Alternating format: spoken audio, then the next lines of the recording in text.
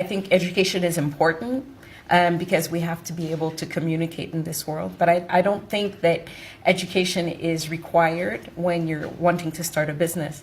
Many of the very successful business people in Cameroon, for instance, had no education, were actually illiterate. So I don't think that, we don't want to limit entrepreneurship to educated. And I think sometimes being overeducated is actually bad for entrepreneurship. Because you're underskilled. Because you know too much and you don't take risks. So education is not one way, and it's not getting a degree, a diploma, etc. Right. So when you look at somebody who's, so we talk about formal education. Yeah. So that's different from also the kind of knowledge that you would need to run a business. So yes, you need to understand the finance part of it, but you don't need to be a qualified accountant to do that.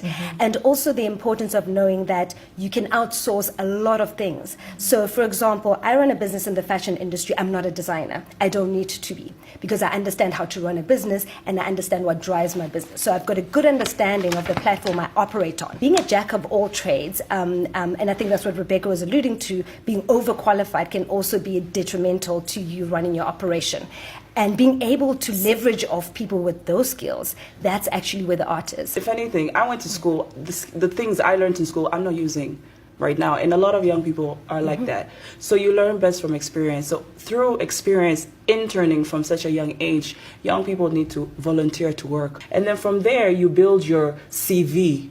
You understand? So when you build your CV, which doesn't necessarily mean that you have a degree, when you build your CV and you put it on a piece of paper, you could actually go to someone and be like, hey, I did this and I'm looking for X amount of money. Can you please support me? It doesn't necessarily have to come from a bank.